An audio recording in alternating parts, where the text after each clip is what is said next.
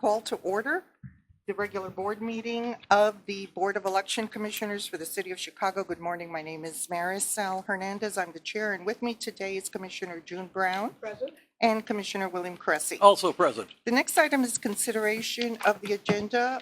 Are there any proposed changes? I do have one change. I think I'd like to move public comment at this point first. No objection. Is there any objection? Okay. Otherwise, the agenda will stay the same. So at this point, we will have public comment, and we will have Nicole Deming.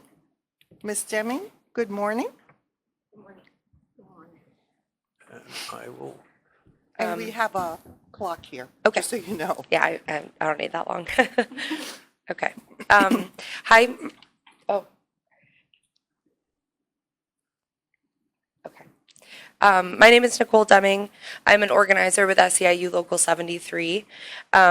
As we are in full swing in election season, I'm here on behalf of the employees of the Chicago Board of Elections who unfortunately couldn't be here themselves.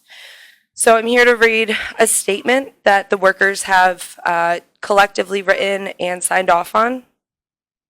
We, the dedicated workers of the Chicago Board of Election Commissioners, are committed to ensuring a fair and equitable election process in our city. However, we have been facing significant challenges. Our wages have remained stagnant, failing to keep up with Chicago's soaring cost of living. We are overworked and underpaid, yet we continue to persevere because we believe in the importance of our work. That's why we have chosen to take action and unionize with SEIU Local 73. Sadly, the board has responded by filing frivolous objections, withholding crucial overtime pay, and creating an atmosphere of fear and retaliation. We seek a better and more sustainable workplace, not just for ourselves, but for future CBOE workers. It's time for the board to acknowledge our union fairly. We have had enough of these games. We insist that the commissioners begin negotiations with us promptly. Signed, the hardworking employees of the Chicago Board of Election Commissioners. And that's all I have. Thank you very much. Thank you. Thank you. Okay. Is there any further requests for public comment? Okay, if not, then we will close public comment for now, and we will go on to the next item on the agenda, which is the approval of the regular board meeting minutes of May 14, 2024. Is there a motion to approve? Is there a motion to approve? So moved. Is there a second? Seconded. Properly moved and seconded. All those in favor, please state aye. Commissioner Cressy votes aye. Commissioner Brown votes aye. Motion passes. Next item is the Executive Director's Report. Mr. Holliday. Good morning, Madam Chair, Commissioner Brown, and Commissioner Cressy. I would first like to say I am very happy to say that both myself and the Assistant Director, Sandra Esper, have graduated from the Election Center Professional Education Program and are certified election registration administrators. We will gladly incorporate these lessons and classes into our work ahead of the November election and moving forward. Our overseas ballots you will cover started being mailed last Thursday, September the 20th. To our overseas voters, we expect they will start returning ballots real soon. Vote-by-mail ballots are set to start delivery this Thursday, September the 26th. We have over 215,216 ballots to start mailing. The majority of these ballots, 139,964, are from our permanent vote-by-mail roster, and the other 75,652 are from the non-permanent vote-by-mail roster. Next week, starting October 3rd at 9 a.m., our two downtown early voting locations open at our super site, 191 North Clark Street, and here at our board office at 69 West Washington on the 6th floor. These early voting sites will now be open daily heading into election for voting. Early voting in all 50 wards will begin on Monday, October 21st. Also on Thursday, October 3rd at 1 p.m., we are expecting a motorcade with dozens of voters organized by the Rainbow Push Foundation to appear at our 191 site. This will be the first of many parades to the polls. We will be welcoming to our voting sites all across the city for the upcoming election. Final accessibility surveys are taking place at precinct polling places across the city. We will soon have the final list of polling places before the October 4th deadline. Training for election judges has started at Block 37. Last week, our ADA compliance officer, Nick Exposito, presented at our Train the Trainer, along with Marilyn Green, the president of the Chicago chapter of National Federation for the Blind. We had a busy week. We had a busy and successful National Voter Registration Day in Chicago last Tuesday. In addition to our table at Daily Plaza, we partnered with several organizational tables at the Truman College, St. Sabina Church, Metropolitan Family Service, and the Coalition for a Better Chinese American Community across the city. This event, we saw over 1,000 new voter registrations approved in Chicago. Paper registrations will end on October 8th. And online registration with the Illinois State Board ends on October 20th, right before midnight. Starting Monday, October 21st, same-day registration will be available at all early voting sites, and same-day registration will be available at every precinct polling place and all voter centers on Election Day. Lastly, the board will be at 2 more upcoming Chicago Bears games at Soldiers Field this Sunday, September the 29th, where we'll be taking registrations, and the drop box will be there for a temporary drop box for any vote by mail ballots that may be returned, and October the 6th. So, October 6th, we will have a drop box as well only. So ends my report, Madam Chair. Any questions? One question, do you know about how many URCAVA ballots went out to overseas voting? On last Thursday, 5,220 went out.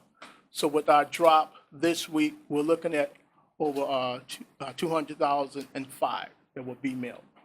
Okay, very good. I have a question. Are there any status reports on election security issues? No, yeah, we have received some about, again, we received email about the suspicious powders in the letters.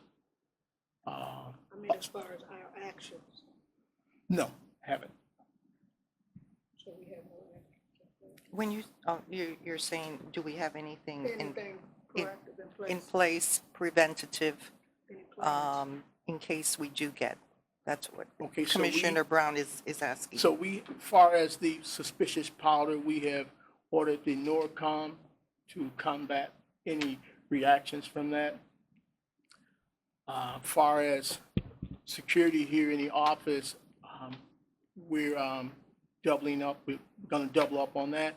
As far as cybersecurity, our IT team, along with our cybersecurity specialist, Raul, they're keeping up with that daily on any suspicious emails or any malware or any spear phishing, anything like that. I've also been in touch on a weekly basis with the FBI on these matters and all their security matters.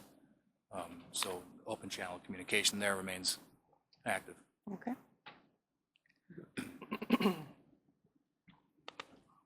And we're keeping the staff informed Yes. and advised of what precautions to take? Yes, we are. And just another little note, Madam Chair and Commissioners, since July 22nd, we have about 2,275 18-year-olds registered and 2,030 19-year-olds. So between the ages of 18 and 30, we've really seen an increase in voter registration. Okay, thank you. Thank you. Mrs. Spera, our Assistant Executive Director. Good morning, Madam Chair, and good morning, Commissioner Cressy, Commissioner Brown.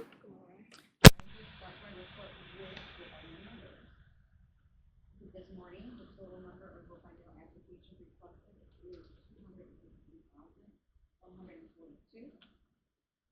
The executive the mailing of the vote by mail ballot will start this Thursday, June 26th. The 45-day mailing of the military and overseas service was Friday, September 28th. We a total of 5,357 ballots were sent and emailed. The nursing home vote by mail application packages are being picked up over a 10-day period, started September 23rd and continued to the 25th. The total number of nursing homes participating in this election is 90. As of yesterday, there is a total of 5,792 active assigned election judges, and 1,417 of that number are high school students. Today is the last day for students to apply and receive parental consent to serve as election judges. The election coordinators pending to be assigned is 1,601. In-person judge and election coordinator training started this weekend. Student judge training will start October 5th. The fifth floor will be open this Saturday, September 28th, from 9 a.m. to noon to register voters. The last day to register in person is Tuesday, October 8th, and the last day to register online is October 20th. At the warehouse, staff continues to load supplies into the new ESP. Logic and accuracy testing for the early voting equipment is scheduled for Monday, September 30th, and Tuesday, October 1st. Logic and accuracy of voting equipment for election day will begin on Monday, October 7th. And lastly, I attended the 39th annual national conference in Detroit, Michigan, and I'm pleased to inform the board that I have finally completed the SIRA courses and obtained my SIRA certificate.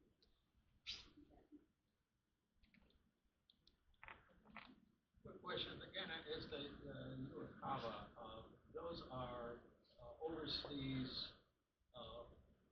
citizens who are registered here at the city of Chicago and also members of the military that are stationed overseas, active members of the military. So they're registered first with us, and then they request the ballot by that means.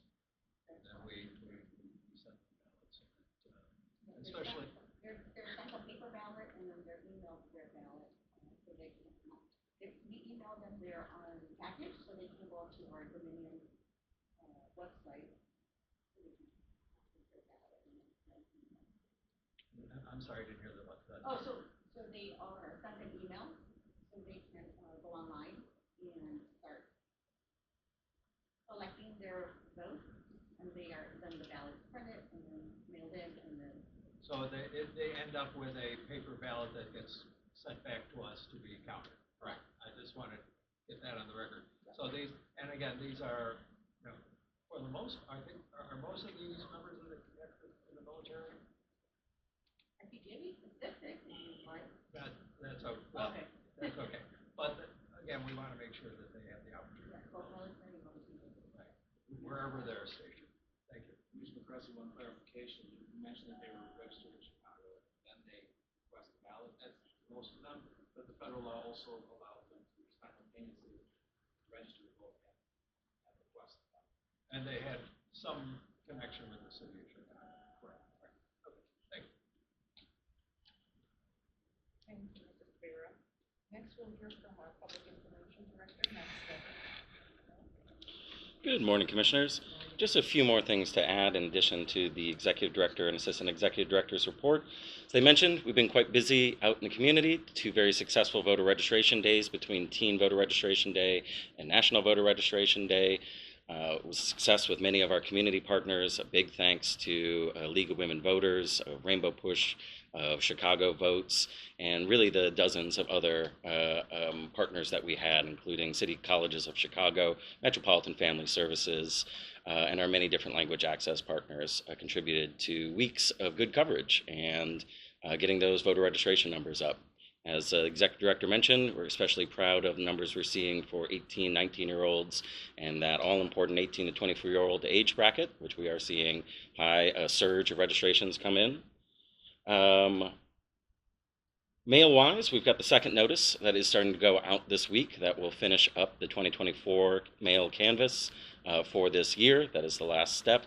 Registration department follow up with final letters for people that either have moved or have not returned that second notice as the canvass process of ultimately removing those voters from the rolls after 2 federal election cycles. So this will still be the first step for these voters. We also have the household mailer. We're preparing that to go out the week of October 7th to hit mailboxes.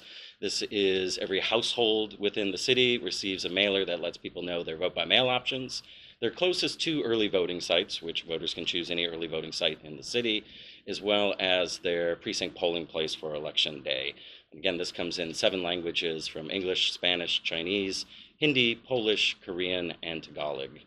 And as Executive Director mentioned, we are preparing for our opening of early voting at our 2 downtown locations. We'll be holding our regular press conference on Thursday, October 3rd at the Super Site at 191 North Clark Street at 10 a.m. The doors open at 9 a.m. for voters. We know we have our first line that's always ready there on the first day of voting, and we expect to see a lot of those same voters, but we're excited to start kicking off live voting this week.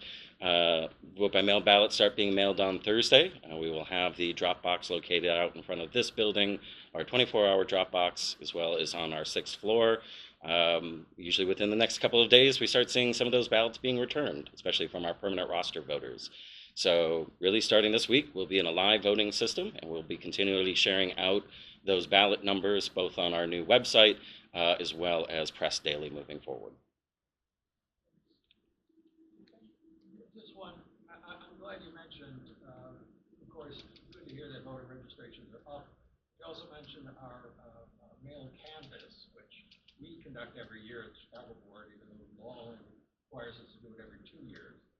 But that's not just a way of getting little voter cards out to people. That's really a method that we use to see who has moved. And then if it seems they've moved, that begins the process to eventually remove them from the voter rolls in accordance with federal law. And we do that. We have follow death certificates, the ERIC system, and as a result, we not just add registered voters, but we also remove them so that we end up with a really clean registered voter rolls. That's right, Commissioner. We really go above and beyond here at the board to do that every single year. On top of the systems that you mentioned, we also work with the National Change of Address System through USPS to make sure that we've captured every voter who might not be living at an address anymore. It's also an opportunity for voters to update their address, their name. We went through a mini canvas as well with our permanent vote-by-mail rosters, making sure that we emailed every single voter who was on that roster, gave them a chance to opt out if they moved out of state or moved out of or don't want to vote by mail anymore, and also gave an opportunity for people to update their preferred address and to enter into the program. So a very strong vote-by-mail program heading into this election. I did have a couple more events just to mention, but this last Sunday I was a part of the Youth Action Summit that was organized by Common Cause and MICVA Challenge, as well as our partners at League of Women Voters of Chicago and She Votes Illinois. It's on tape. We'll share that video, but it was a nice opportunity for the board not to just point to some of the topics of the day, including misinformation and disinformation, but our strong youth registration numbers that we are hoping to see turn into turnout in the next few weeks. Speaking of misinformation and disinformation, we've got 3 events that we've partnered with Chicago Libraries on, as well as League of Women Voters related to mis and disinformation, as well as a voting machine demonstration by staff. The first of those is going to be next week, Wednesday, October 2nd at Salzer Library on the north side. On Tuesday, October 15th, that's going to be at Harold Washington Library. And on Saturday, October 19th, we've got a presentation at Legler Library. I will be there with staff and representatives from League of Women Voters to make that presentation and to be available as a resource table, which includes our regular registration forms, flyers, information, election judge recruitment applications. So we're looking forward to promoting those and those events throughout the next month.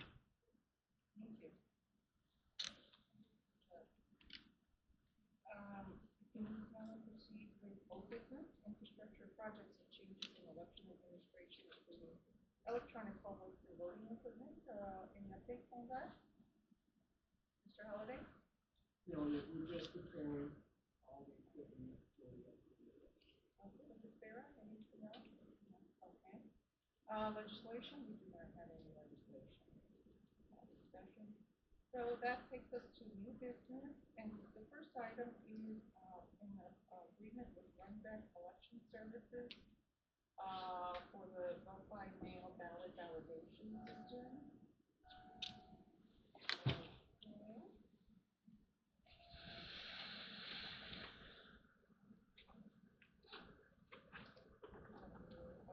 Wait, heard, and Amanda's not here. Okay. I'll read it. Morning. We've been working forward with another option to the voters and the ways to get ballot. This is a platform put together. This is a platform put together by Runback, which is TextSecure. TextSecure is a system in which an email and letter go out to the voter, when we supply them with a code and a link. The code is to text a link as the Chicago to a number, and then we send them the link to the website.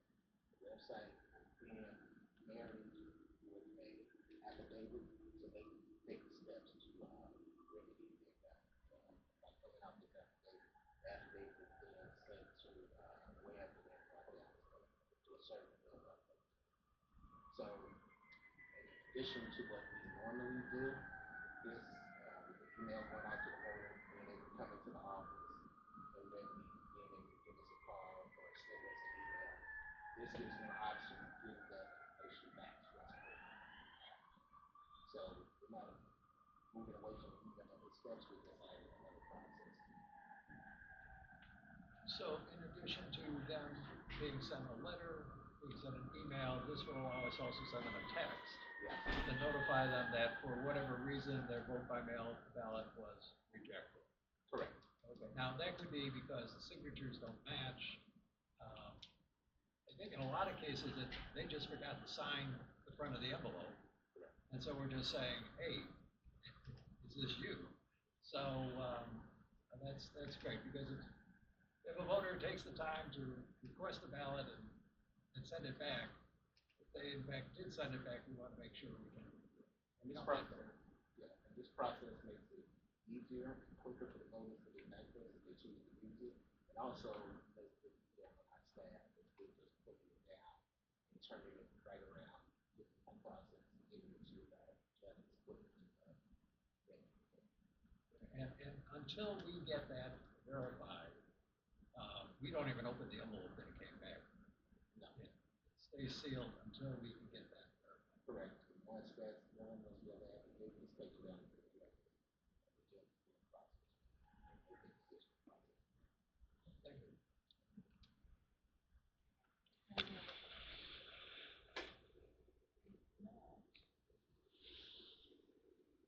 Motion to approve a software licensing agreement for agreement with Runback Election Services for a TXT Secure vote by mail ballot validation system and cost not to exceed $165,769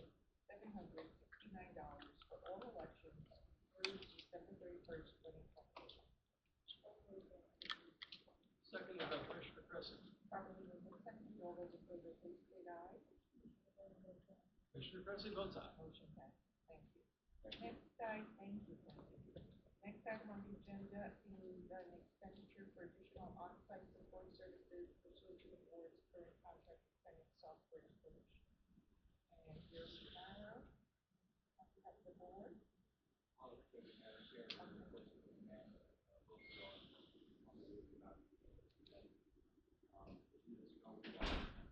ongoing contract with NX. Contract allows for additional optional services that has requested. So we're requesting some on-site support. Actually, they do in the warehouse. There was no last March election, was our first election. Brandon People was NX supplied across the two offices around the city, calls, that's not the party house. Request that's this on March. That was cut down. This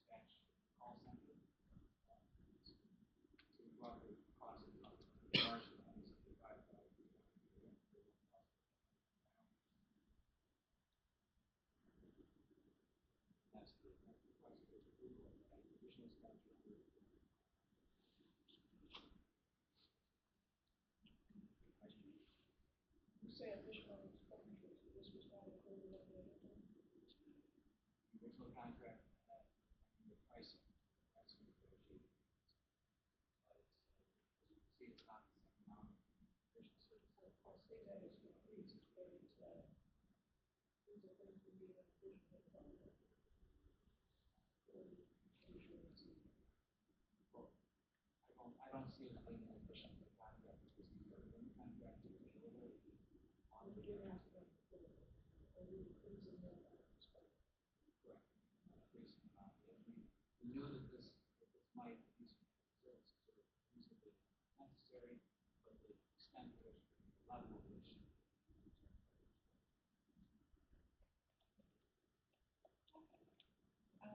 There were motion to authorize the expenditure of $41,400 for additional on-site and health staff services to be provided by Tenet Software Solutions in relation to the November 2024 general election. So moved by Commissioner Cressy. Second by Commissioner Properly moved and seconded. All those in favor, please say aye. Commissioner Cressy votes aye. Commissioner Carr votes aye. Motion passes. Thank you. Now we go on to our legal report. Mr. Blackson. Thank you, Madam Chair. I was in court this morning for the start of the new appointment process on election judges. Statutorily, as you know, the judges are actually preferred and appointed by the Supreme Court of Cook County. So we had an initial hearing this morning, and then we issued a rule of show cause. I will be publishing notice this in the newspaper. Next week, Tuesday, we have another hearing scheduled with the judge for the actual appointment. Been submitted so far, which is a tentative list. They filed with the court 5,888 names on there. There's probably a few more. And then there will be a supplemental list later, getting closer to the election. We go back and forth on the supplemental list. Again, all of these are following the election. So we're in good shape. I was recently invited by the Chicago Bar Association to have a pro bono week special events in October. They've asked me to participate on a panel discussion currently titled Protecting the Right to Vote on October 22nd. So happy to be speaking there. In terms of service to the lawyers who provide, I'll be a supportive member of election judge. Discussed, sent out communications to our association, lawyers that make good election judges. So we'll do that. Otherwise, things are looking good for approaching the election year. Live ballots out right now with Ocala. At the end of this week, our roster is now.